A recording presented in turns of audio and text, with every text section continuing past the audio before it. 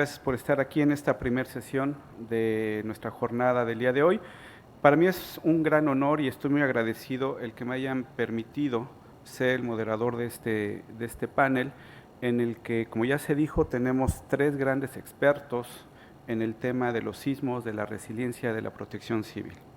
Me voy a permitir leer desde este momento las semblanzas de quienes nos están acompañando para que podamos conocerlos, y una vez que las haya leído vamos a pasar las presentaciones. El esquema va a ser el siguiente: vamos a tener la presentación de nuestros tres ponentes. Al terminar la presentación de ellos, haremos un breve intercambio de ideas entre ellos mismos, y finalmente tendremos una sesión en la que ustedes podrán participar y nos podrán dar sus comentarios. Bien, para empezar, empiezo por el licenciado Mauro. El licenciado Mauro, director de Protección Civil del Estado de Oaxaca.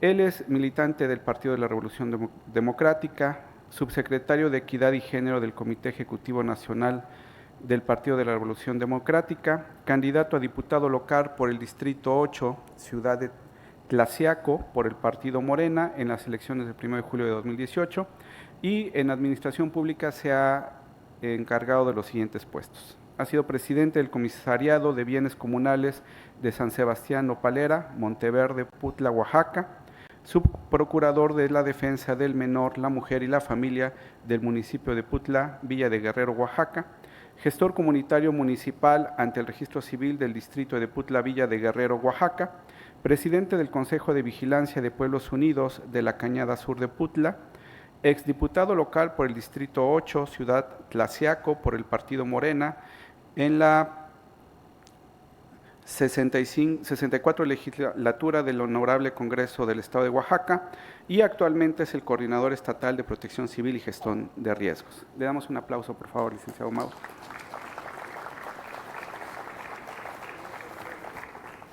A continuación tendremos la participación del ingeniero Enrique Guevara Ortiz.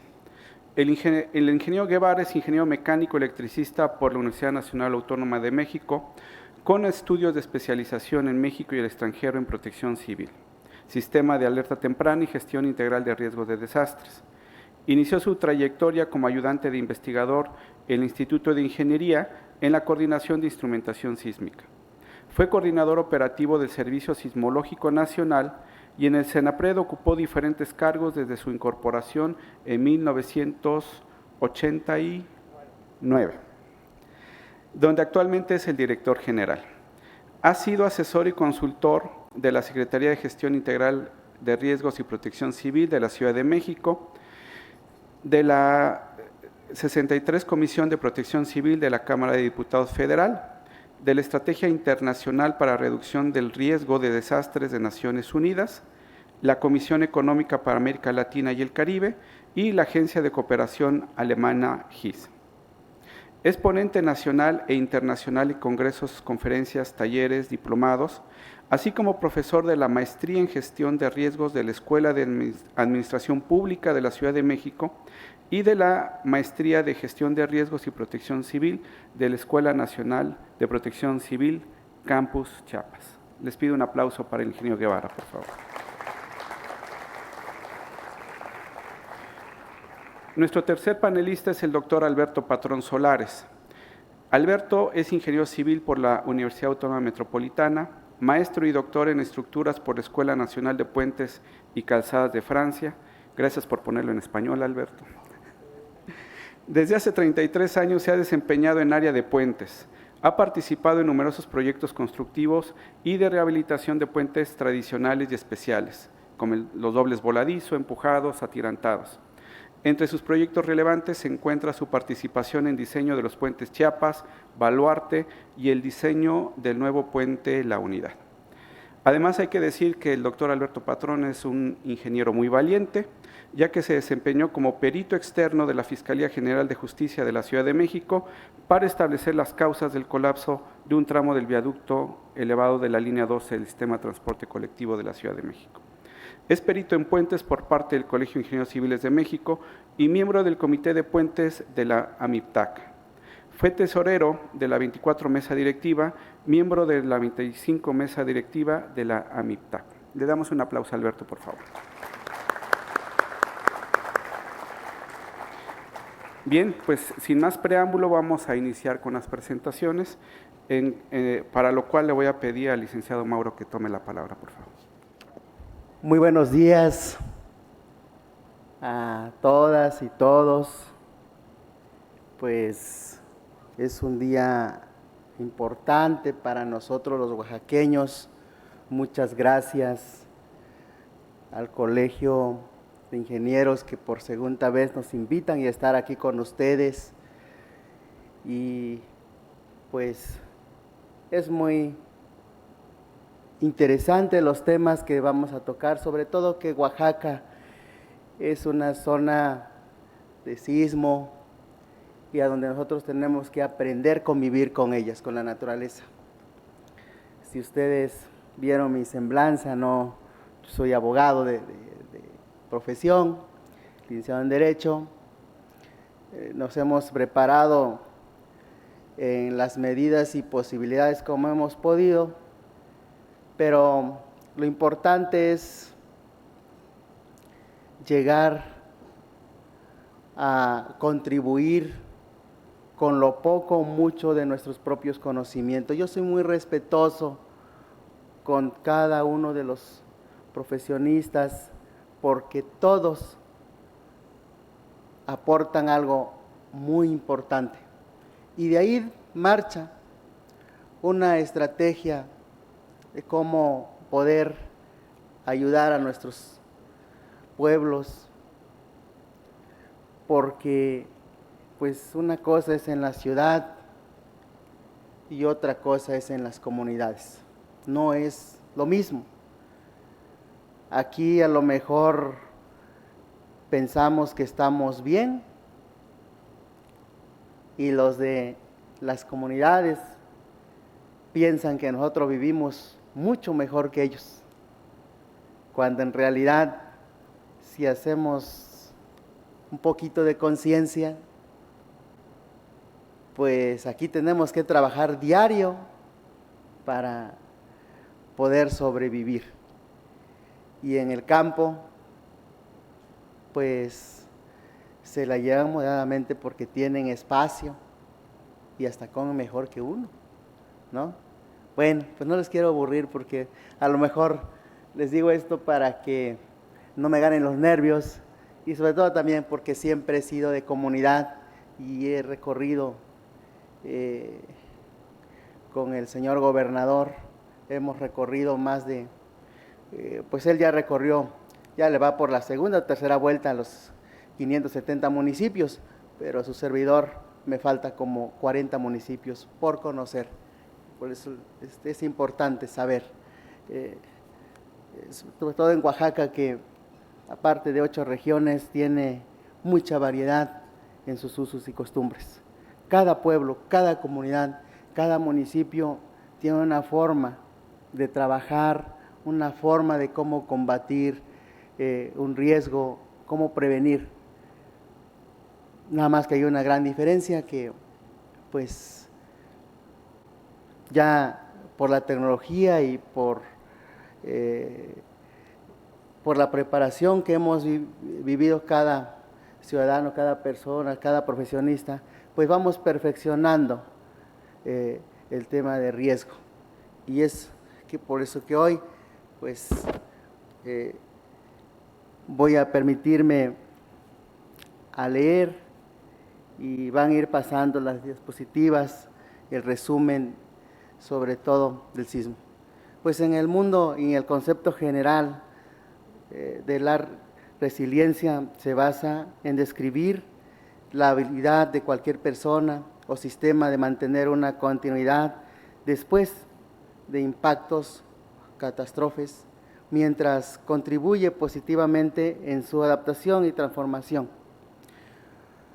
Pero a través de nuestra mirada y como protección civil, desde la gestión integral de riesgo, lo podemos definir como la capacidad de un sistema, comunidad o sociedad potencialmente expuesta a un peligro para resistir, asimilar, adaptarse y recuperarse de sus efectos en un corto plazo y de manera eficiente a través de la prevención y restauración de sus estructuras básicas, funcionales, logrando una mejor protección futura y mejorando las medidas de reducción de riesgos. Bueno, pues como yo les decía, cuando sufrimos un desastre o cuando nos pega un huracán, cuando nos pega más el sismo, por el caso de en el istmo de Tehuantepec, que el epicentro fue en Chiapas, pues fue un desastre. Les pegó a esta región, al distrito. ¿Y qué se hizo? Bueno, pues lo primero es, pues si no hicimos todo lo posible en su momento de cómo evacuar el lugar, la prevención, pues es por eso que hubo pérdidas de familiares. Pero yo siempre lo tomo como algo como una herida. Hoy nos lastimamos, nos dolió, pero tenemos que levantarnos. Tenemos que echar manos de todos, cómo poder salir adelante. O sea, somos muy nobles, como en el caso del 85. Nos pegó al país, a la Ciudad de México, hubo pérdidas humanas o de familia, de familiares, de todo el país, ¿sí? Porque en la Ciudad de México es un centro de empleo. Y pues unos nos preocupamos por buscar familiares, otros nos preocupamos cómo poder salir adelante de la crisis y otros nos preocupamos pues de las pérdidas de los bienes que perdimos, ¿no?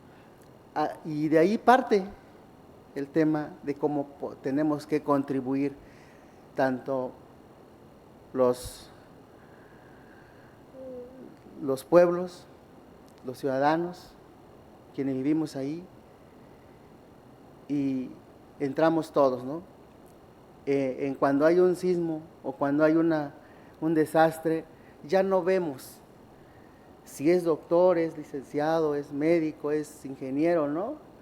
Tenemos que ayudar con las posibilidades y de acuerdo con lo poco conocimiento que nos vamos a preparar y que nos estamos preparando en protección civil, pues tenemos que entrar. Ya después de toda la mecánica que hayamos hecho en ese momento de actuación, pues ya entonces ya ponemos orden, porque no estamos preparados, la verdad, para un desastre. Nos cuesta trabajo, nos cuesta coordinar, y lo más importante es saber coordinar, ¿sí? Por eso siempre, bueno, estoy en la coordinación de protección civil, pero yo ¿qué he hecho como coordinador? ¿No? Y lo digo de manera como yo he podido entender, sobre todo mis vivencias y mi caminar, pues trato de recopilar toda esta experiencia y lo transmito a veces o también con mis mismos compañeros de trabajo, el mismo equipo de protección civil, y ahí sacamos una forma de cómo poder ayudar en el tema de la prevención. Es imposible no verse afectado por algunas emergencias. Las ciudades más grandes del mundo son vulnerables a los fuentes, efectos de los diferentes fenómenos naturales y antrópicos. Globalmente, el 80% de los territorios presentan riesgos de terremotos, 60% corre riesgo de marejadas o tsunami, todas se enfrentan los nuevos impactos causados por el cambio climático en la época de resiliencia y nuevos enemigos representados por riesgos biológicos, así como fue en la pandemia de SARS-CoV-19, mi ejemplo que yo les pongo también. Sí, en la ciudad es complicado reparar o recuperarnos rápidamente. ¿Por qué? Porque hablamos de edificios. Ahorita, pues ya por la tecnología, nuestros ingenieros civiles tenemos conocimientos que se han preparado la forma de cómo construir un edificio, cómo construir en un lugar, ya sea plano, ya sea en ladera. Ya hay pues mecanismo, aparte de la tecnología, pues para poder combatir una parte de los riesgos. Pero también no nos hemos preocupado sobre la naturaleza. O sea, nosotros qué hemos hecho para que esto, pues, lograr equilibrar un poquito. Si, con todo respeto les voy a decir, como no habla, no dice nada, no siente, pues agarramos y le metemos la maquinaria, compramos un terreno que está descolgado y agarramos y le metemos máquina, ya lo planamos y construimos y al ratito se nos está viniendo ya porque quedó alto ahí el corte y ya decimos que es una falla, ¿no? Pero no previmos esto. O sea, tenemos que prepararnos. Y también sé que ya ahorita los ingenieros o las universidades pues ya están preparándose también en nueva materia en el tema de los riesgos, ¿no? Es muy importante que ya los ingenieros pues también civiles pues conozcan el tema ya de riesgos o que se convierta ya, a lo mejor en Oaxaca no ha llegado, pero tenemos que unirnos todos los profesionistas, en el caso de los ingenieros, prepararnos para ya mitigar el tema de los riesgos. Es muy importante, sobre todo en Oaxaca, que es una zona sísmica, zonas de huracanes en la costa, inundaciones y deslaves. Con el 50% de la población mundial, bueno, aquí entra también el tema de COVID. No estábamos preparados para un tema de salud. Es más, hasta la fecha yo no tengo claro de dónde provino o cuál fue la causa realmente del COVID. Cumplimos con las recomendaciones que nos recomendó Salud, que nos recomendó Protección Civil en su momento, todos, pero hasta ahí se quedó. Entonces, hay temas que debemos nosotros realmente meternos de fondo y hasta donde también nos permite, según, ¿no? En la vida social y política en el tema y privada también, porque son temas muy importantes, que de dónde proviene el tema de COVID. Y miren, nada más pasó, pero hubo un desgaste económico, un derrame económico, tanto el Estado, el país y particularmente en la familia. En ese periodo de cuando nos pega el COVID, pues hubo separaciones, y no quiero decir, no quiero pecar, pero la Fiscalía debería de informar cuántas denuncias hubo por temas de violencia de género, de violaciones, o sea, y cosas que a veces se ve sencillo, pero no. Pues ahorita estamos implementando con seguridad, con el gobierno del Estado, la paz y empezar a salir en los municipios para informar el tema de riesgo de prevención de violencia de género. Entonces son temas muy importantes y también pues de ahí parte mucho también cuando hay un sismo, porque eso es lo que nos pega. ¿Sí? Parece que no va de la mano con uno y con otro, pero estando en familia, claro que sí, tenemos que convivir con todo. Y como les decía, el 50% de la población mundial viviendo en ciudades y con una proyección de crecimiento sustancial de la población urbana, para las próximas décadas existe la necesidad de contar con nuevas herramientas y enfoques que fortalezca los gobiernos nacionales y estatales, así como las y los ciudadanos, para garantizar una mejor protección de los recursos humanos, económicos, naturales de nuestros pueblos y ciudades, así como surge la necesidad de generar una resiliencia urbana, identificarla con un criterio estratégico para la sostenibilidad integral de las ciudades, sin olvidar a las pequeñas localidades con mira de crecimiento. Lo que yo les decía, los pueblos van creciendo. Oaxaca, cuando yo llegué de mi pueblo en los 90, Oaxaca no era así, era pequeño, ¿no? O sea, podía caminar en las calles, se podía transitar sin problema con bicicletas, o sea, no había problemas. Si había un accidente fue por un descuido, pero se podía. Ahorita no. Oaxaca ya están saturadas de todo. Ya en las vías, bueno, me tocó todavía el tren, y circulaban.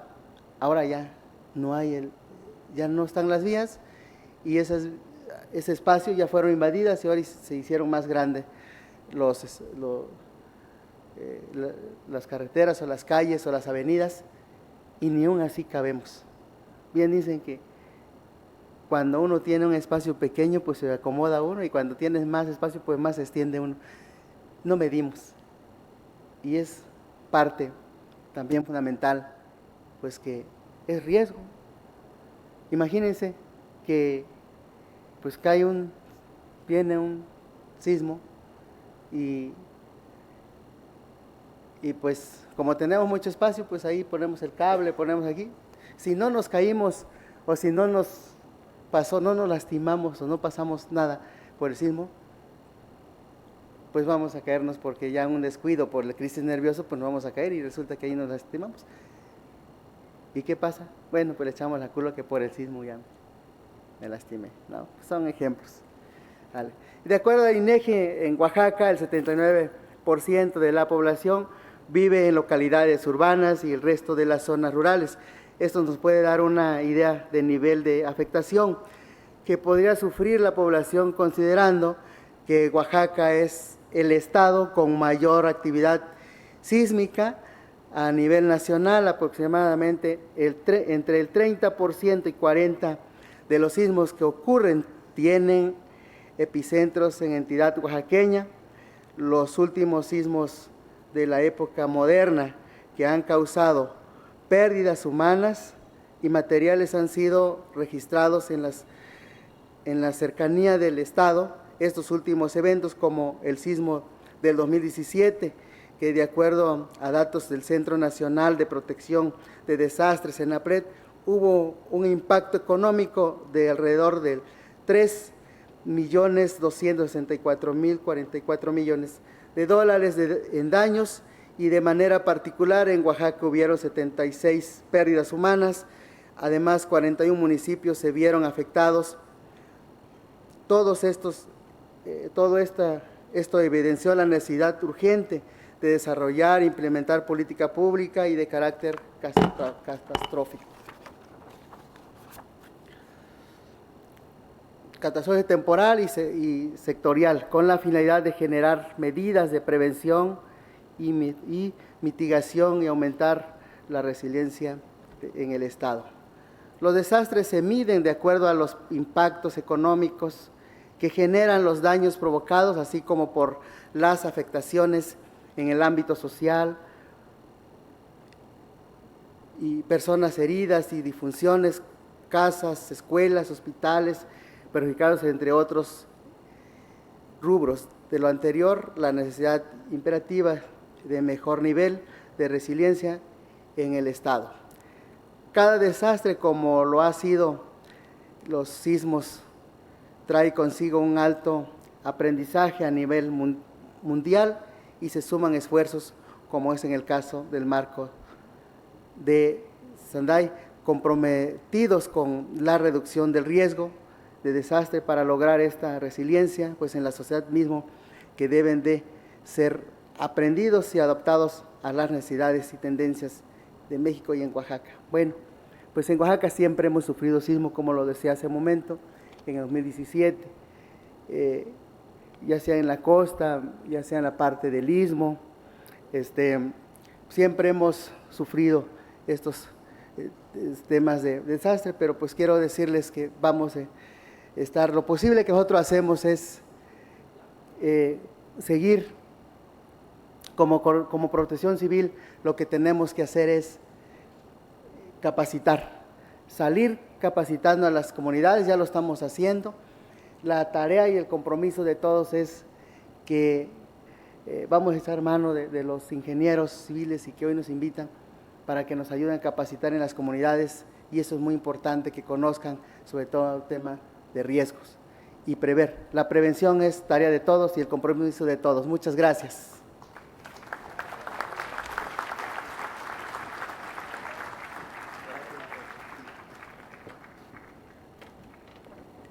Bien, le damos las gracias al licenciado Mauro Cruz Sánchez y ahora le damos la palabra al ingeniero Enrique Guevara Ortiz.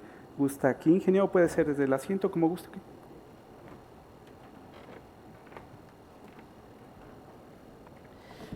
Muy buenos días a todas y a todos. Agradezco mucho esta invitación. Es un honor estar el día de hoy aquí en este foro tan importante sobre sismos y resiliencia. Voy a poner mi cronómetro, porque si no me puedo pasar toda la mañana hablando, pero me dieron entre 15 y 20 minutos. Entonces voy a enfocarme a hablar un poco más de sismos y de resiliencia, pero más enfocado hacia la parte de la infraestructura.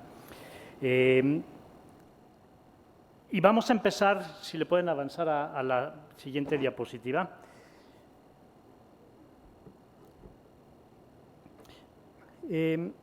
Aquí me gustaría mencionar algunos datos sobre cuál es el contexto de los sismos en México.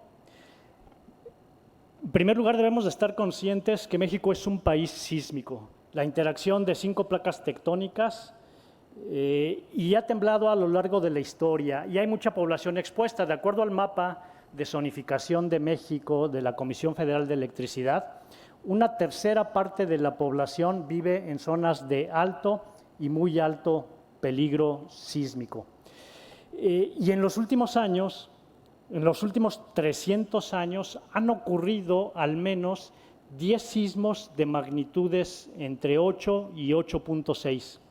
No sé si sabían ustedes que uno de los temblores más grandes en México que se tiene registro o conocimiento fue aquí en Oaxaca, en 1787.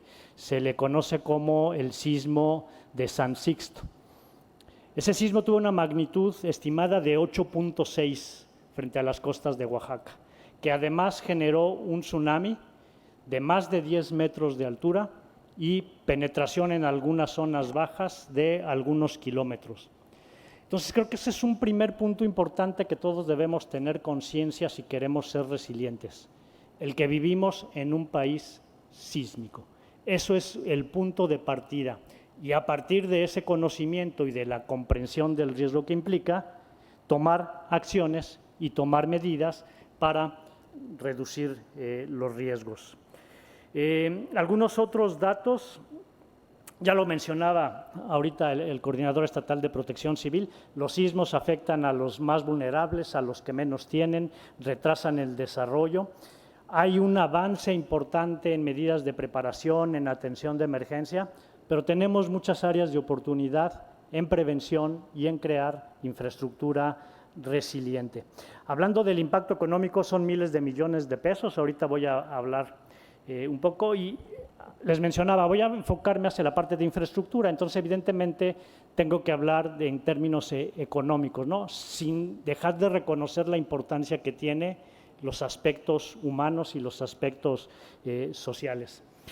Allá abajo puse al final una frase que dice: los desastres afectan infraestructura con impactos negativos sobre la sociedad. Ayer lo mencionaba el doctor Jorge, el secretario también lo mencionó. Al afectarse infraestructura, también está afectando a la sociedad. Se interrumpen cadenas de suministros, se interrumpen acceso para brindar ayuda humanitaria, se pierden empleos, en fin, una serie de efectos negativos que tiene cuando la infraestructura daña. Entonces voy a enfocarme a la infraestructura. La siguiente, por favor. Aquí hay cifras de miles de millones de pesos que nos han costado los temblores en México. Iniciando con el sismo del 85, estos son pesos corrientes del 2022, es decir, lo que costó en aquel año se traslada al equivalente al 2022 para fines comparativos. En el año 1985, el impacto económico fue de 2.6 billones de pesos. De repente cuesta trabajo también imaginar cuánto dinero es eso, pero si vemos ese recurso, que es un gasto, no es una inversión, se podrían utilizar en muchos programas, en apoyos a la salud, a la medio ambiente, y sin embargo es dinero que se tiene que destinar a reponer los errores que se cometieron en el pasado. Ese es un punto importante. Entonces, vemos ahí muchas cifras, miles de millones de pesos. Y nada más para comparar, en el 2017 recordarán que hubo dos sismos muy importantes, el del 7 de septiembre aquí en Oaxaca, que también es uno de los sismos grandes, el 19 de septiembre cerca de la Ciudad de México, en Morelos. El impacto económico de ese año, sumando ya los dos en aquel año, fueron 88,000 millones de pesos. Para que tengan una idea, con ese recurso, el CENAPRED, el Centro Nacional de Prevención de Desastres, podría operar por 998 años. La siguiente, por favor. Y hablando ya del impacto a nivel sectorial, aquí destaca que el mayor porcentaje de los daños y pérdidas a nivel sectorial está centrado en el sector de infraestructura carretera. El 48% en este periodo del año 2000 al 2022, el sector carretero es quien ha utilizado cerca del 48% de los recursos de lo que antes se llamaba FONDEN, el Fondo de Desastres Naturales, y el programa presupuestal. Se extinguió el fideicomiso, eso es importante mencionarlo porque todos tienen la percepción de que desaparecieron los recursos para la atención de emergencias y la reconstrucción, pero no, desapareció el fideicomiso, pero siguen estando recursos etiquetados para la reconstrucción. Entonces, en ese periodo, en primer lugar se lo lleva el sector carretero, el segundo lugar sector hidráulico, tercero el sector vivienda, y así, ¿no? Entonces son miles de millones de pesos que se tienen que gastar, insisto en esta palabra, gastar en la atención de la emergencia y en la reconstrucción. La siguiente, por favor. Y lo que se trata es justamente lograr lo que se ve aquí en esta. Le quitaron las animaciones, qué lástima porque no dejan ver la figura del lado izquierdo. Se ve un mismo territorio. Del lado izquierdo se ve donde se gestionan riesgos y del lado derecho donde no se gestionan riesgos, y eso es una diferencia. Para lograr la resiliencia debemos gestionar los riesgos. Un mismo territorio donde se cuida el medio ambiente, donde se conocen los riesgos, donde se toman acciones para reducirlos, donde se preparan para atender emergencias, donde se reconstruye mejor. Eso me va a garantizar un territorio, que es el objetivo sectorial número 5 de la Estrategia de Seguridad y Protección Ciudadana, lograr un territorio seguro, sostenible y resiliente. Están definidas una serie de acciones, de metas, de indicadores, de evaluaciones. Si gestionamos los riesgos, lograremos la resiliencia. La siguiente, por favor. Y hablando de resiliencia, ya nos decía el licenciado Mauro, ¿cuál es la definición? Es la que viene arriba: resistir, asimilar, adaptarse y recuperarse. Pero es bien importante entender la resiliencia bien. Yo he escuchado en muchos foros que la resiliencia se define Lo voy a decir en términos muy sencillos, algo así como que no importa que tu casa se caiga 10 veces, las 10 veces tú vas a salir adelante y te vas a reponer. Eso se me hace perverso. Tu casa no se debe caer ni una sola vez. Ese es el concepto que debemos de entender en resiliencia y particularmente en temas de infraestructura. Hablando de temas de infraestructura, por ahí más o menos hice una especie de definición de cómo observar lo que es la infraestructura resiliente. Se entendería como la capacidad de los sistemas de infraestructura para funcionar y satisfacer las necesidades de los usuarios durante y después de un peligro natural. Esa infraestructura, que además trae muchos beneficios sociales, desarrollo económico y demás, debe de mantenerse a lo largo de su vida útil y hay que también ir pensando cuánto es su vida útil, ¿no? Y en el momento en que haya algún fenómeno natural o actividades antrópicas, esta debe de resistir esos fenómenos. Debemos de buscar esa adaptación y transformación para que ocurra algo, si es que hay daños mínimos, se pueda restablecer lo más pronto posible. Entonces, así es como debemos entender infraestructura resiliente. La siguiente, por favor. Y luego algunas ideas de cómo lograr tener esta infraestructura resiliente. Tenemos que buscar o dividirlo, digamos, yo visualizo en tres, desagregándolo, la infraestructura, lo que son los activos, es decir, la parte física, los puentes, cómo los diseñamos, las carreteras, el sistema de drenaje, en fin, toda la infraestructura de telecomunicaciones también es muy importante. Y ahorita me recuerda, ustedes recuerdan en Haití que hubo un sismo en 2012, sí fue 2012, por ahí, 2010, después del de Mexicali. Todas las antenas y torres de comunicación de telefonía celular, eran 4 compañías más la gubernamental, se colapsaron. Y hay artículos y descripciones que gente que quedó atrapada, que tenía su celular, que no pudo comunicarse y decir que fueran a rescatarlos o darles su ubicación porque no funcionaba la telefonía celular, ¿no? Entonces, un poco también para dimensionar, cuando hablamos de infraestructura estamos hablando de un amplio gama de sector que tiene beneficios sociales. Entonces, la parte física, la parte de los activos, tenemos que hacerla resiliente, que resista cuando ocurra algún fenómeno. También la parte de resiliencia de los servicios. Esta infraestructura provee de alguna manera servicios hacia la población. Entonces también tenemos que enfocar y tomar acciones para buscar esa resiliencia en los servicios que presta esa infraestructura y evidentemente no podemos dejar de lado los aspectos humanos. Entonces el buscar esa resiliencia también en los usuarios. Si se colapsa un puente puede provocar la pérdida de vidas humanas. Me recuerda 2013, cuando 2 huracanes, ustedes recordarán, Ingrid y Manuel, uno por el Pacífico, otro por el Atlántico, que al mismo tiempo estaban presentes esos 2 ciclones que trajeron lluvias importantísimas. ¿Cómo dificultó la ayuda humanitaria el hecho de que se cerraran las vías de comunicación para llegar a Acapulco, por ejemplo? O más de 150 comunidades donde hubo inestabilidad de laderas que estaban en las sierras y que la única forma para acceder y brindar el apoyo era a través de helicóptero. O La Pintada, ustedes recordarán que hubo un deslizamiento y sepultó a gran parte de la población, matando a más de 80 personas.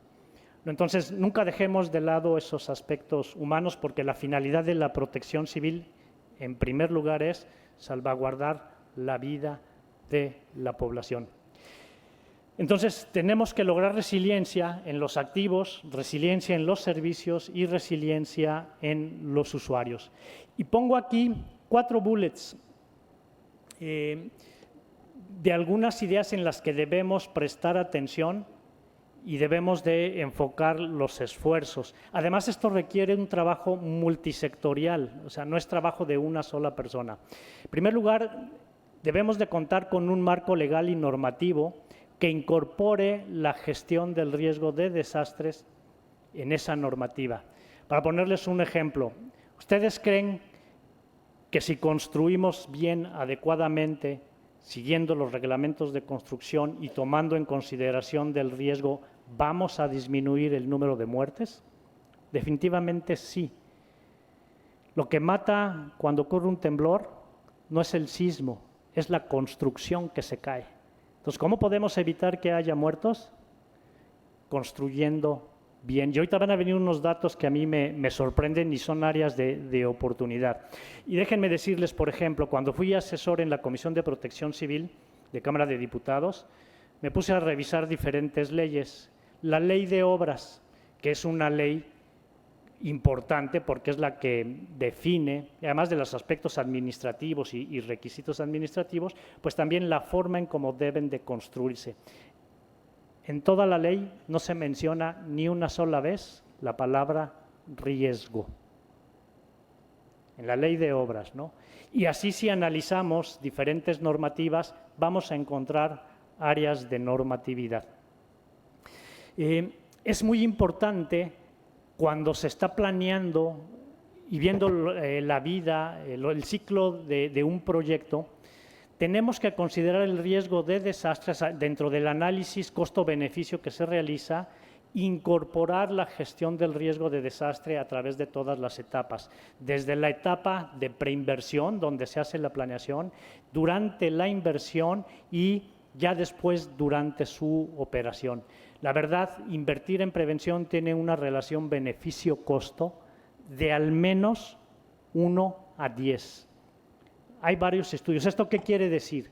Que por cada peso que invirtamos en prevención, además de salvar 10 veces más vidas, nos vamos a reducir por cada peso 10 pesos en la atención de emergencia y en la reconstrucción. Entonces, inclusive desde el punto de vista económico, es redituable. El problema es que los beneficios de la prevención no son tangibles, porque son los desastres que ya no ocurren.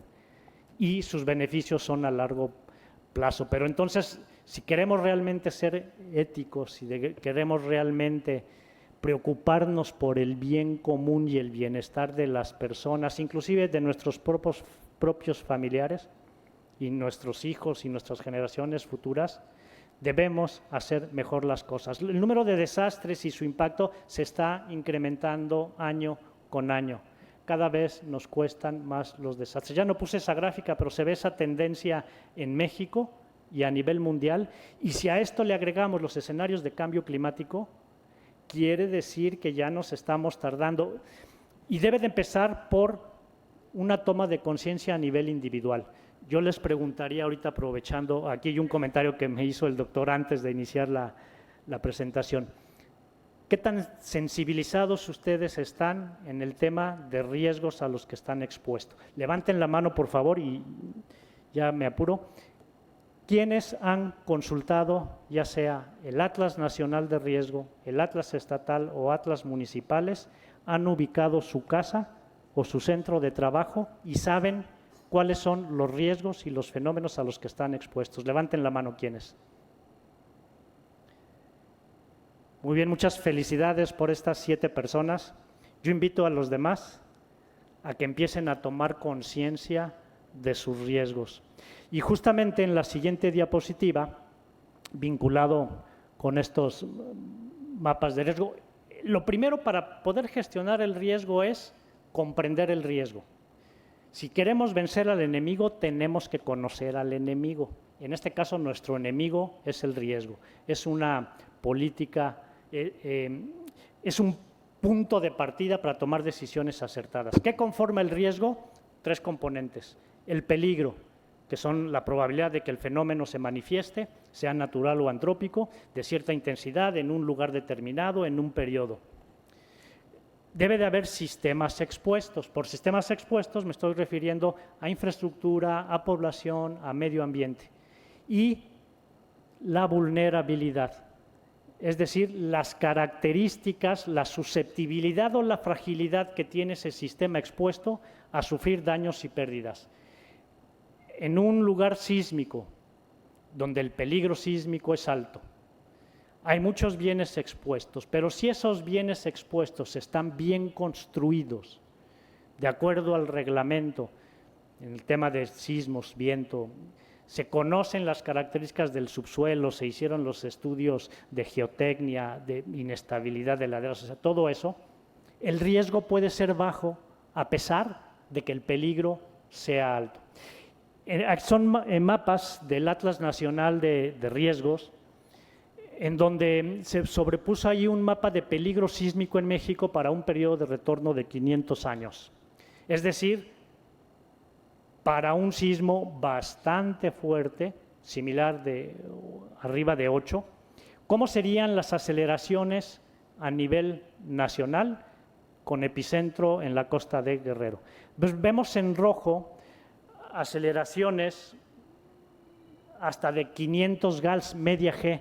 Una casa vulnerable, a partir de los 50 gals, empieza a tener daños. Entonces, para que tengan ahí una referencia. Entonces, las zonas de rojo alcanzan aceleraciones hasta de 500 gals, media G.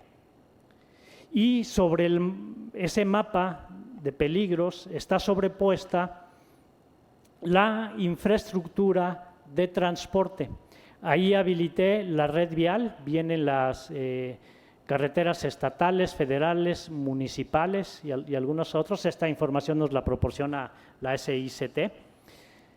Entonces, ahí podemos ver esa infraestructura, a qué tipo de fenómenos está expuesto. ¿Lo consideran valioso el tener esta información? O el mapa de abajo a la izquierda, ahí tenemos también cierta infraestructura como puentes, como túneles.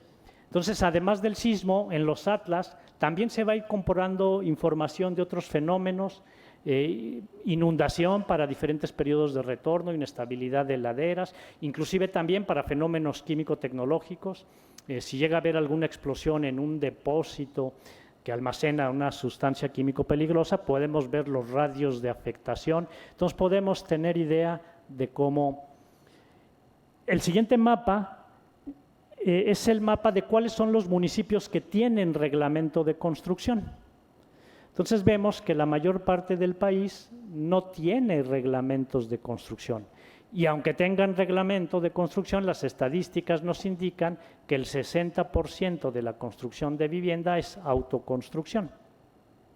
Entonces, bueno, también tenemos estrategias para ver ese sector. Actualmente, cuando se le entrega un crédito a las personas para que construyan su casa, junto con Infonavit, Sedato, Conavi, todos ellos, se les entrega una guía muy sencillita, muy ilustrada de cómo de autoconstrucción segura, ¿no? Entonces, es una realidad y no lo vamos a poder evitar que deje de existir la autoconstrucción, sobre todo con esas brechas de desigualdad que existen en nuestro país, ¿no? Entonces, también tenemos que enfocarnos.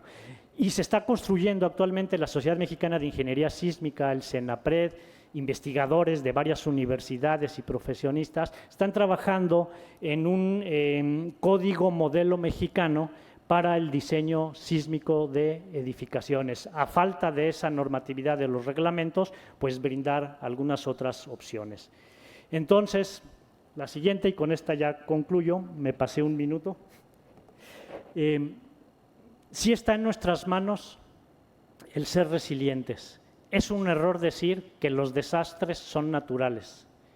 Eso quiere decir que le estamos echando la culpa a la naturaleza y debemos estar conscientes que los riesgos se construyen socialmente a través de acciones, de no acciones, de omisiones, de desconocimiento, de corrupción. Todo eso genera condiciones de riesgo, las condiciones necesarias para que cuando ocurra el fenómeno se traduzca en desastre. Si nosotros hacemos mejor las cosas, lograremos tener un territorio seguro, sostenible y resiliente. Muchas gracias.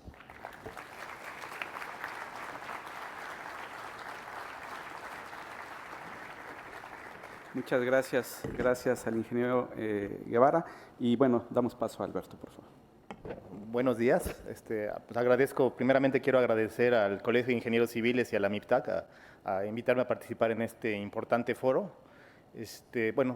Mi presentación va a tratar sobre el comportamiento sísmico de puentes, que es relativamente particular. ¿Pueden poner la presentación? Hay una cosa que quiero comentar ahorita, me vino a la mente ahora que el ingeniero Guevara lo comentó. En la Ciudad de México no existe un reglamento para diseño de puentes.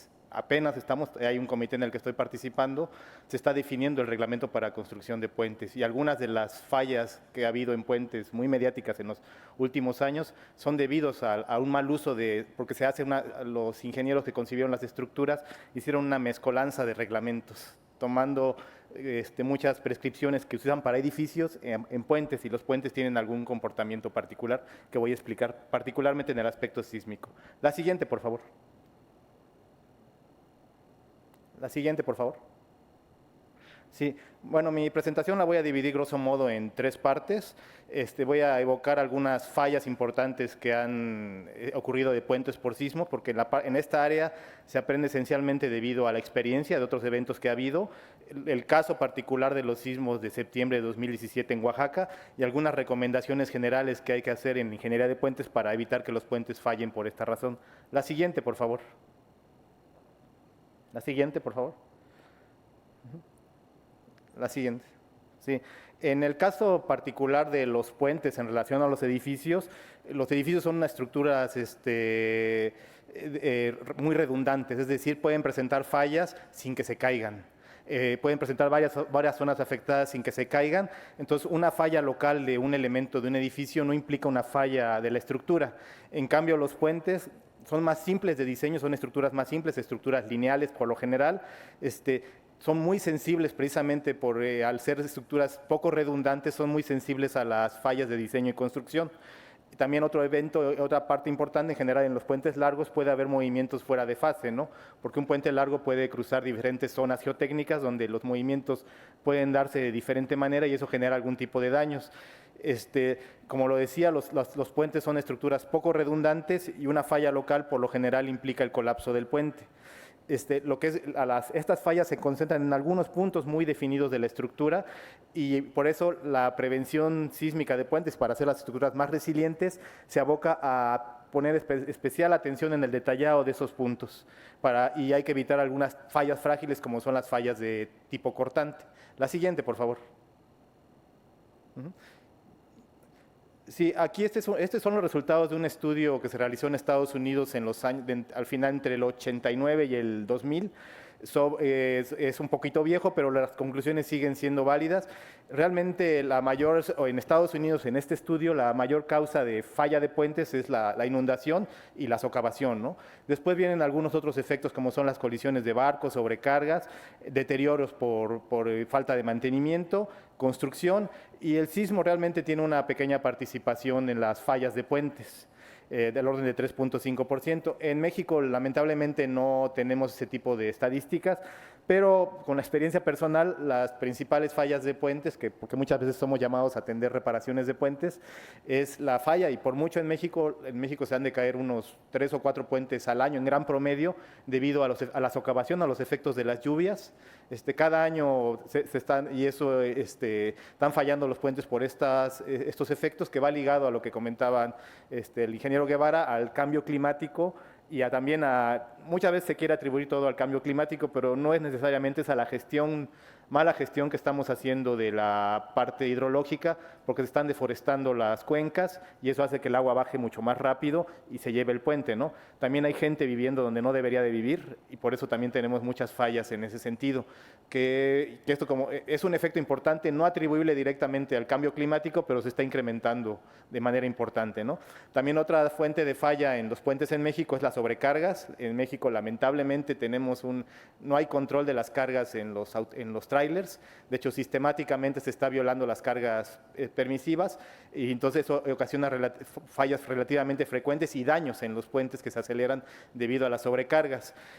Falta de mantenimiento, También hay muchos errores, hay muchas fallas que se han dado, bueno, probablemente no son tan mediáticas porque pasan durante la construcción, porque no se tiene el suficiente cuidado de los constructores de cómo se va a montar una estructura, ¿no? Y pasa relativamente seguido que fallan algunos elementos durante construcción. También hay unas fallas de diseño generadas, como lo he dicho, por falta de reglamento de construcción. En la SCT, a nivel federal, sí hay unos términos de referencia para diseñar puentes, hay unas normas de la SCT y usamos la norma americana, pero no, depende, en muchos casos varía de la definición que se hace, de la interpretación que se hace de la norma.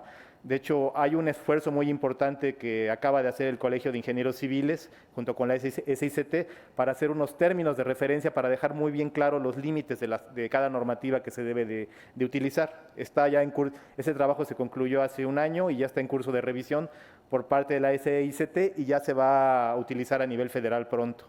Ajá, y también hay daños de puentes por sismo, ¿no? Que es lo que ha habido, que vamos a hablar en este momento. La siguiente, por favor. En una de las partes más importantes en ingeniería sísmica, el conocimiento se adquiere por experiencias pasadas. De hecho, en años recientes, en el final de los años 80 y a principios de los 90, hubo 3 sismos que cambiaron el paradigma en ingeniería sísmica de puentes. Es el sismo de Northridge en Estados Unidos, el sismo de Loma Prieta y el sismo de Kobe en Japón. Esos 3 sismos ocurrieron entre el 89 y el 94 y las estructuras presentaron daños importantes debidos a este efecto, ¿no? Aquí, bueno, este es el sismo de San Fernando en Estados Unidos. Esta es una caída de claros porque se subestimó el comportamiento sísmico, las columnas se movieron de más y como el puente estaba simplemente apoyado, perdieron apoyo y fallaron, ¿no? Lo mismo pasó en el sismo de Northridge en 94, ese mismo tipo de falla, se movieron de más las pilas, porque una de las razones, los cálculos, lo que hicieron los ingenieros, era considerando que la sección no estaba agrietada. Realmente cuando el concreto reforzado trabaja agrietado y eso hace que las estructuras sean más flexibles. Entonces ahora de lo que se tiene que hacer sistemáticamente es hacer una revisión de la estructura con agrietamientos para verificar cómo se va a deformar y evitar este tipo de fallas. La siguiente. Otra falla, que es una de las fallas que se tienen que evitar, es la falta de confinamiento en el concreto, es decir, el concreto no tiene estribado suficiente para evitar que las varillas se pandeen o que se degrade el concreto, y esto también fue en el sismo de Northridge, esto es en San Francisco. Las bases de la parte superior de las columnas fallaron porque el concreto no tuvo la capacidad para soportar los múltiples ciclos de carga, y aparte, como lo ven, tiene una muy poca cantidad de estribos transversales, entonces las varillas se pandearon relativamente fácil y falló y se presentó este tipo de falla. La siguiente, por favor. Otra es la falta de continuidad. Aquí este es el sismo de Kobe en 1995. Es un gran viaducto este es muy famoso, fueron casi 1 kilómetro de viaducto que falló, y esto es por un error de detallado. La parte baja tenía el refuerzo suficiente, pero lo cortaron mucho antes de llegar a la parte arriba, entonces el problema nada más se trasladó del lugar y por eso falló este gran viaducto. La siguiente, por favor. Este es otro ejemplo de detallado inadecuado, también en el sismo en California. Las columnas no fueron correctamente confinadas y fallaron por falta del confinamiento porque las varillas se pandearon, y en la parte extrema derecha pueden ver una falla de cortante, que es una falla frágil, y ahí es un subdiseño que se hizo de la estructura. La siguiente, por favor. Ajá. Este también es otra conexión, este también es el viaducto Cypress ahí en Oakland. También falló por el sismo de Loma Prieta, y también la estructura esencialmente estaba bien diseñada, pero el detallado de las conexiones era bastante deficiente y por eso falló la estructura. La siguiente, por favor. Bueno, otro caso particular es de una estructuración que es inadecuada para resistir los sismos, es el esviaje. Cuando tenemos un puente muy esviajado, es decir, que las columnas o los apoyos tienen un ángulo importante respecto al tablero, eso genera que cuando venga el efecto sísmico se mueva de manera muy irregular, y eso genera que el puente esté golpeteando y es muy fácil que se salga de su zona de apoyos. Esta es una de las zonas que, bueno, esta configuración muchas veces es inevitable definirla cuando uno estructura un puente, pero hay que tomar las precauciones estructurales para resistir esto. La siguiente, por favor. Bueno, y ahora vamos a hablar rápidamente de algunos efectos del sismo, de los sismos del 19 de septiembre en Oaxaca. La siguiente, por favor. Estas imágenes las agradezco a la SICT, me las proporcionó la Dirección General de Conservación de Carreteras. Este es el puente La Ventosa. Este puente tuvo desplazamiento de apoyos, es un puente, lo que acabo de citar, es un puente esviajado y tuvo desplazamiento importante de sus apoyos. Una cosa importante, no tenía topes sísmicos, estaban únicamente apoyadas las traves, estaban apoyadas sobre unos neoprenos, no tenía topes sísmicos y por eso quedó en esta configuración. El sismo llegó y pasó todo lo que les acabo de describir y este puente quedó en este estado después del sismo del 7 de septiembre. La que sigue, por favor. Este es el caso del puente Los Perros. Aquí esta es una estructura muy vieja. Los estribos de mampostería fallaron por la fuerza sísmica. Fue una estructura muy antigua y aquí se ven las grietas importantes. No se colapsó, pero la estructura presentó una falla, ¿no? La que sigue, por favor. La pueden regresar, por ejemplo. Este es el caso del puente Mataltengo. Este puente falló el tope sísmico. El diseño es a todas luces insuficiente, pero aquí en este caso se puede decir que el tope sísmico funcionó como un fusible, ¿no? No impidió que la estructura se saliera y cayera. Podríamos decir que funcionó como un fusible y el puente se rehabilitó y se recentró, ¿no? La que sigue, por favor. Y este es el caso del puente Ixtaltepec. En el sismo también tenía un diseño inadecuado, faltaban topes sísmicos, entonces en el sismo del 7 de septiembre de 2017 precisamente presentó el desplazamiento de un claro por el sismo y varios claros quedaron igualmente desplazados. La que sigue, por favor. Hubo una visita de los ingenieros de la Dirección de Conservación de Carreteras y precisamente vieron el estado y aconsejaron apuntalar el puente, el claro que se ven estos tubos rojos, lo apuntalaron ese claro para que no se fuera a caer. Pero después vino el sismo del 19 de septiembre y el que falló es el claro aledaño. Eso sí, ya no tuvo resistencia, el sismo lo movió de tal manera que cayó el claro, ¿no? Y ese puente se tuvo que reconstruir esa parte. La que sigue, por favor.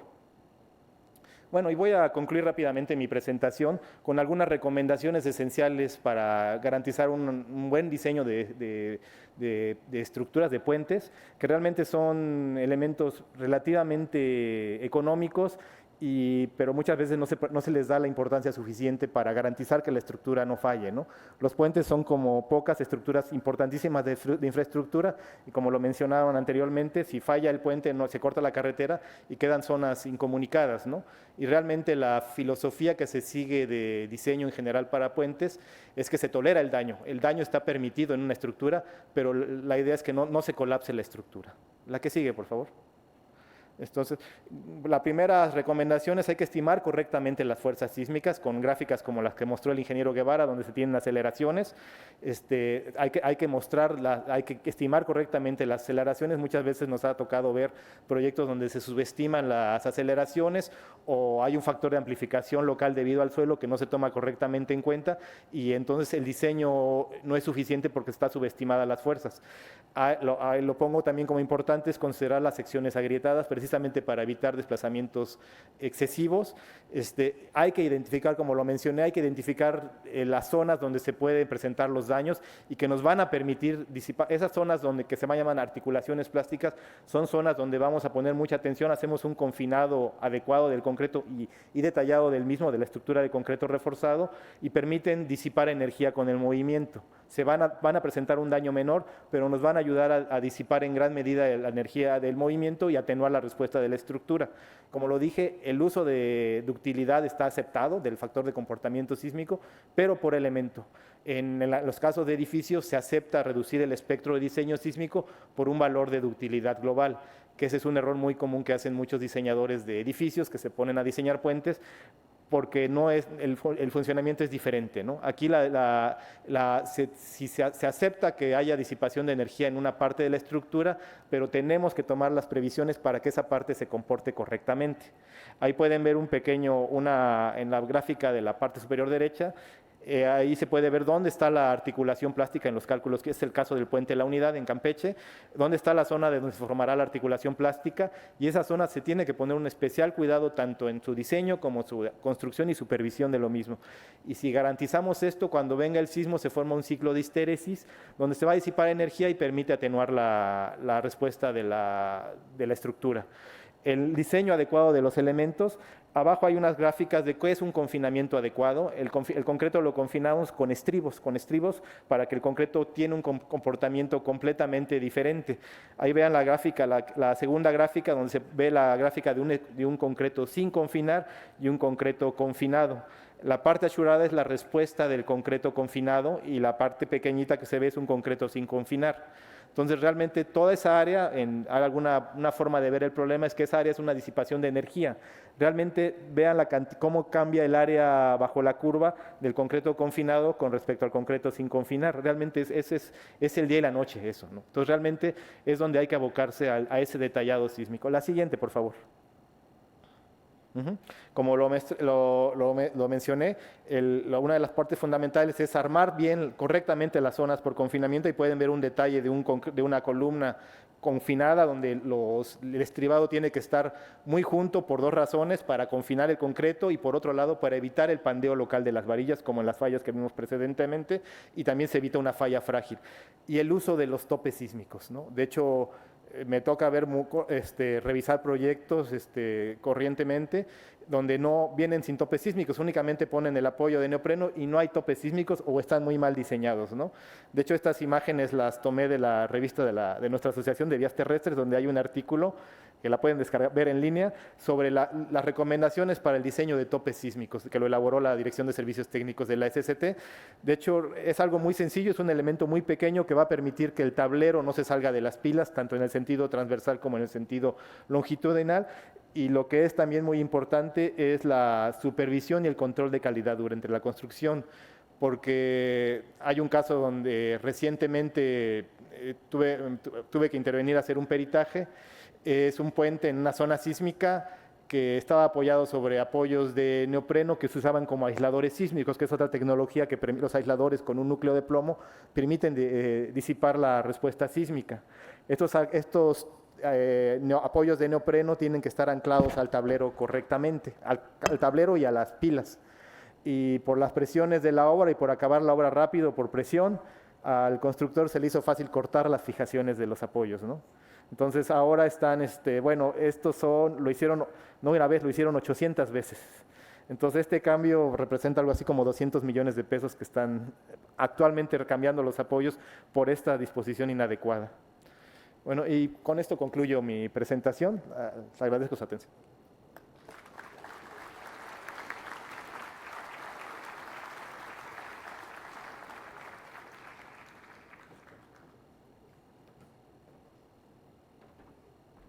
Muchas gracias Alberto. Bueno, vamos a tener una breve interacción entre los panelistas. Yo quiero recuperar, creo que hay mucho que hablar sobre los temas que se tocaron hoy, desde la definición de resiliencia y cómo entendemos la resiliencia desde los diferentes aspectos. Creo que ahí es un tema que tenemos pendiente, Jorge, desde el colegio, cómo los diferentes comités estamos entendiendo la resiliencia, y pues nos puede dirigir Fer, ¿no? Fer Peña Mondragón, el coordinador de ese comité, porque creo que las definiciones son muy importantes para entender y establecer un marco de referencia. Pero no es el momento ni tenemos el tiempo para abordar esa cuestión. Yo quisiera hacerle una pregunta a cada uno de nuestros panelistas, regresándome a la definición básica de riesgo en general. El riesgo es está en función de tres variables: los bienes expuestos, la vulnerabilidad de esos bienes expuestos y el peligro a los que están sometidos esos bienes expuestos. Si bien en términos generales el peligro podríamos decir que es estable, se mantiene constante, El peligro sísmico, a pesar de lo que muchos puedan pensar, es constante. Tal vez estamos aprendiendo todavía más de peligro sísmico y por eso aumentan los coeficientes de diseño, en fin, pero el peligro como tal es estable, solamente que nuestro conocimiento va evolucionando. Entonces, digamos que ese puede ser estable. Los bienes expuestos van aumentando, o sea, inevitablemente van aumentando porque la población aumenta, hay más edificios, hay más puentes, hay más infraestructura, entonces los bienes expuestos van aumentando. Entonces, si el peligro se mantiene y los bienes expuestos van aumentando, ahí entendemos por qué el riesgo va aumentando. Porque una de las tres variables está aumentando y la otra se mantiene estable. ¿Eso quiere decir que estamos condenados a que el riesgo aumente indefinidamente? Según lo que sabemos, no necesariamente, porque los ingenieros y la población en general tenemos el control, o podríamos tener el control sobre una de esas tres variables, la que nos resta, que es la vulnerabilidad.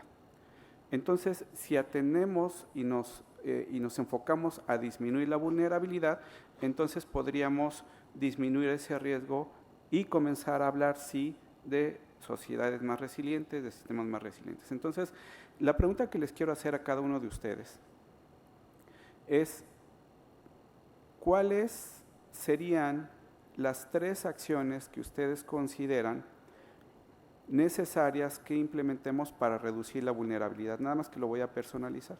En el caso de Alberto, si nos pudieras decir, ¿cuáles crees que serían las tres acciones que deberíamos de emprender como sociedad y nosotros como especialistas para disminuir la vulnerabilidad de la infraestructura, específicamente de lo que nos hablaste, de los puentes, Alberto? Sí, bueno, yo creo que una de las, en el caso particular de México ya se está atendiendo a estas alturas, pero se está atendiendo es la falta de reglamentación. No había una reglamentación para diseño de puentes. Hay una reglamentación de la SICT, pero es una reglamentación de los años 90, antes es la que tenemos actualmente como reglamentación y se usa la norma AASHTO, la norma americana. Pero se tropicaliza y no de una manera necesariamente correcta. Ya se está corrigiendo eso, ya se corrigió y está en curso de revisión. Otra parte muy importante es el control de calidad. Lamentablemente en México una falla, en general las fallas de estructuras no hay consecuencias, ¿no? Tiene que haber consecuencias legales para los que hagan mal las cosas, ¿no? Lamentablemente en muchos casos cuando fallan las estructuras de todo tipo, por lo regular se le echa la culpa al viento o al sismo, ¿no? Que no se pueden defender, ¿no? Pero todas las deficiencias de construcción realmente es raro que tenga esto consecuencias, ¿no?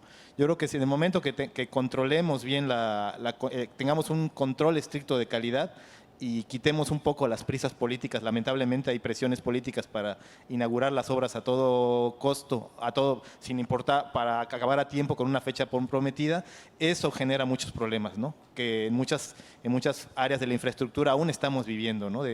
Por ejemplo, en el caso de la autopista México-Cuernavaca-Acapulco, esa obra se inauguró con presiones muy altas en los años 90 y aún día de hoy hay que estabilizar taludes y todo eso por las presiones políticas por las que se inauguró la obra en su momento. Gracias, muy importante. Normatividad, control de calidad y consecuencias claras. Licenciado Mauro Cruz, ¿cuáles serían las acciones que usted implementaría para disminuir la vulnerabilidad de las zonas, de las regiones o de las comunidades que no se encuentran en las ciudades, sino que se encuentran en esa parte más desprotegida de nuestra sociedad?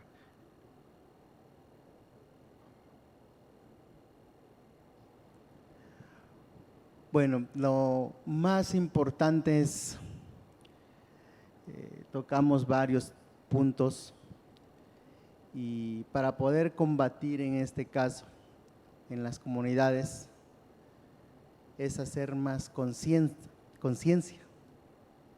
Es decir, que los presidentes municipales, si van a realizar una obra, cualquier obra que sea, ya sea escuela, ya sea puente, ya un pavimento, pues porque en las comunidades se ve más de las pavimentaciones en las calles o en las carreteras, es hacerlo bien, sin corrupción. O sea, si se invierte realmente el presupuesto que se está destinado para esa obra, pues va a durar. pero si le quitamos y entra la corrupción, pues es donde salen malas cosas. Es la causa también, nos pega en todo. Entonces es importantísimo, yo por ahí voy que más es, yo sé que la prevención es muy importante, pues hay que prevenir. ¿Y cómo podemos combatir esto? Pues legislando, reglamentando. Necesitamos hacer y todos los ponentes que están, pues tenemos que hacer nuevos reglamentos a través de la Cámara o del Congreso del Estado y federal para que se pueda ya reglamentar y pagar con pena quienes estén a cargo de tipos de obras. Gracias, licenciado. Entonces, corrupción y legislación. Ingeniero Guevara, usted no sé si se imaginaba, pero lo iba a dejar al final porque usted tiene la visión más amplia de todo el país. Y aquí la pregunta es, ¿cómo disminuimos la vulnerabilidad del país, de las instituciones, de la infraestructura, de la sociedad, de lo que usted tiene a cargo, ingeniero? O sea, si le ponemos ahí los tres deseos de Reyes, Navidad y su cumpleaños, se los vamos a juntar, ¿qué nos pediría para disminuir la vulnerabilidad de la sociedad? Bien, difícil la pregunta y creo que no es tan sencillo identificar tres acciones, ¿no? Explico por qué y trataré en unos segundos más definir tres acciones. Hay que entender que la vulnerabilidad tiene diferentes dimensiones. La Ley General de Protección Civil menciona 4 en particular: vulnerabilidad física. Entonces, pues bueno, a través de reglamentos, la norma, considerar los peligros para diseñar adecuadamente, podría ser una acción para reducir vulnerabilidad física. También vulnerabilidad social, que es la segunda tipo de vulnerabilidad que considera la Ley General de Protección Civil, que tiene que ver con percepciones, con educación. La gente que tiene posibilidades de tener una mayor preparación, pues tiene mejores posibilidades de reducir sus vulnerabilidades. Entonces, el hecho de mejorar la percepción social sobre los riesgos, el apoyar a la población más vulnerable, disminuye riesgos, disminuye vulnerabilidad a través de capacitación, concientización, que seguiría, digamos, una segunda actividad. Vulnerabilidad económica. Quien tiene lana puede construir mejor. Quien no tiene, pues se asienta donde puede y construye como puede. Entonces, el hecho de reducir la pobreza, que está vinculado con el objetivo número 1 de los ODS, sería, digamos, una tercera acción. Y en cuarto, la vulnerabilidad ambiental. Son las 4 que establece. Pues protección del medio ambiente, que es lo que hemos hecho a lo largo de décadas, darle al traste al medio ambiente, ¿no? Entonces, estar conscientes, proteger el medio ambiente, el no deforestar, en fin, una serie de acciones. Lo reduje a 4, pero hay autores que analizan la vulnerabilidad hasta en 10 dimensiones. Gustavo Wilches-Schaux, por ejemplo, habla de vulnerabilidad institucional, hablando justamente de corrupción, autorizar las construcciones en zonas donde no está permitido. Y bueno, no me voy a extender, pero hay hasta 10 diferentes dimensiones de la vulnerabilidad. Mencioné 4, que no es sencillo, pero es el gran reto que tenemos en el país. Gracias, ingeniero. Pues el tiempo se nos fue. Tenemos el tiempo ya para terminar. Yo no me quiero retirar sin antes agradecer a los 3 expositores, quienes han dedicado mucho tiempo, no solamente para estar aquí con nosotros el día de hoy, sino para la preparación del material, y que en un breve lapso de tiempo, les pedimos que nos transmitieran sus conocimientos, su experiencia. Muchas gracias a los 3 de corazón. Gracias.